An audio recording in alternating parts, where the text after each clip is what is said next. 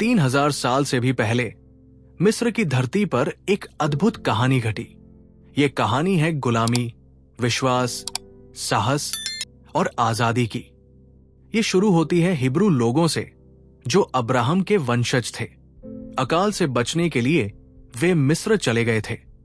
यूसुफ के नेतृत्व में वे वहां समृद्ध हुए, उनकी संख्या और संपत्ति बढ़ी। लेकिन समय बीतने के साथ एक नया फिरौन गद्दी पर आया। वो हिब्रू लोगों को मित्र नहीं बल्कि खतरा समझता था। डर के कारण फिरौन ने उन्हें गुलाम बना लिया। हिब्रू लोग तपती धूप में दिन रात मेहनत करते, शहर और स्मारक बनाते। उनकी जिंदगी में बस पीड़ा थी, कम खाना, कोड़े की मार और हर तरफ अत्याचार। इसके बावजूद उनकी संख्या बढ़ती रही, जिससे फिरौन का डर और बढ़ गया। फिरौन ने उनकी संख्या कम करने के लिए एक भयानक आदेश दिया। हर हिब्रू नवजात लड़के को नील नदी में फेंक दिया जाए। इस आदेश ने हिब्रू लोगों को भय और निराशा से भर दिया। लेकिन उनमें से एक मां, जोजबेद, ने हार नहीं मानी। उसने अपने नवजात बेटे को 3 महीने तक छिपाया। जब बच्चा बड़ा होने लगा और उसके रोने की आवाज तेज होने लगी तो उसे छुपाना मुश्किल हो गया। भारी मन से जोजबेद ने एक टोकरी बनाई, उसे जलरोधी बनाया और अपने बेटे को उसमें रखकर नील नदी में बहा दिया। उसने अपने बच्चे की सुरक्षा के लिए प्रार्थना की। टोकरी नदी की धारा में बहकर वहां पहुंची जहां फिरौन की बेटी स्नान कर रही थी। बच्चे के रोने से उसका दिल पिघल गया। उसने उसे अपनाने का फैसला किया और उसका नाम मूसा रखा, जिसका अर्थ है पानी से निकाला गया। उसने मूसा की असली मां को अनजाने में उसकी दाई के रूप में रखा, जिससे जोजबेद ने अपने बेटे की शुरुआती वर्षों में देखभाल की। मूसा फिरौन के महल में बड़े हुए। वो एक राजकुमार की तरह विलासिता में रहते थे, लेकिन उनका दिल अपने लोगों की दुर्दशा देखकर दुखी हो जाता था। एक दिन उन्होंने एक मिस्री को एक हिब्रू गुलाम को बैरमी से मारते देखा। गुस्से में मूसा ने उस मिस्री को मार दिया और उसकी लाश रेत में दबा दी। जब यह घटना उजागर हुई तो फिरौन ने मूसा को मारने का आदेश दिया। मूसा को भागकर जंगल में शरण लेनी पड़ी। मिद्यान के देश में मूसा को एक नई जिंदगी मिली।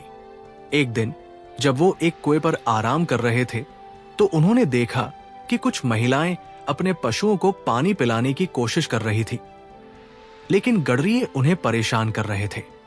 मूसा ने हस्तक्षेप किया और उनके पशुओं को पानी पिलाने में मदद की।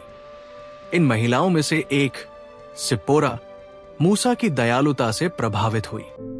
उन्होंने मूसा को अपने पिता यित्रो से मिलवाया। कुछ समय बाद मूसा और सिप्पोरा की शादी हुई और उनके 2 बेटे हुए, गर्शोम और एलिएजेर। कई साल बाद जब मूसा पहाड़ होरेब के पास भेड़ों को चरा रहे थे तो उन्होंने एक अद्भुत दृश्य देखा। एक झाड़ी आग में जल रही थी, लेकिन वो झुलस नहीं रही थी। जब वो करीब गए तो एक आवाज सुनाई दी, मूसा, मूसा, मैं तुम्हारे पूर्वजों का भगवान हूं। मैंने अपने लोगों की पुकार सुनी है। फिरौन के पास जाओ और उन्हें आजाद कराओ। मूसा ने खुद पर शक किया। एक भगोड़ा और गडरिया फिरौन का सामना कैसे करेगा? लेकिन भगवान ने उन्हें चमत्कारी संकेत दिए, जैसे उनकी लाठी को सांप में बदलना और उनके हाथ को कोड़ से भरकर ठीक करना। मूसा अपने मिशन पर विश्वास करते हुए मिस्र की ओर निकल पड़े। अपने भाई हारून के साथ मूसा ने फिरौन के सामने खड़े होकर कहा, इस्राएल के भगवान का संदेश है, मेरे लोगों को आजाद करो। लेकिन फिरौन ने इसे हंसी में उड़ा दिया। भगवान ने अपनी शक्ति दिखाने के लिए मूसा को चमत्कार करने दिए, लेकिन फिरौन झुका नहीं। तब भगवान ने मिस्र पर 10 भयानक आपदाएं भेजी। सबसे पहले नील नदी का पानी खून में बदल गया, मछलियां मर गई और नदी दुर्गंध से भर गई। फिर मेंढक पूरे देश में भर गए, घरों, खेतों और यहां तक कि फिरौन के महल में। इसके बाद धूल से मच्छर उठे जो लोगों और जानवरों को काटने लगे। फिर मक्खियों के झुंड मिस्र के घरों में भर गए। केवल गोशेन के हिब्रू लोगों को बख्शा गया। इसके बाद एक भयानक बीमारी ने मिस्र के पशुओं को मार डाला, जबकि हिब्रू लोगों के पशु सुरक्षित रहे।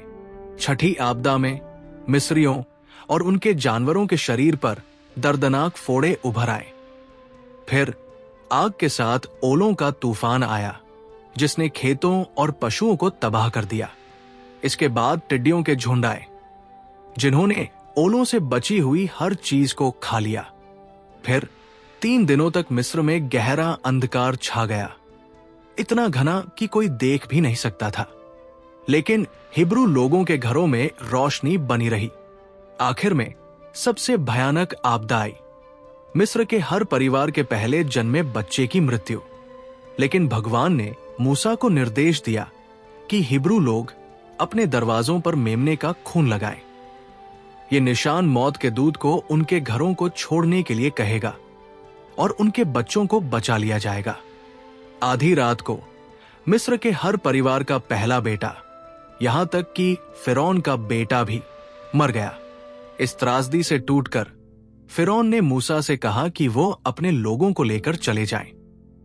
आजादी की यात्रा पर फिरौन ने अपने फैसले पर पछताया और अपनी सेना के साथ उनका पीछा किया।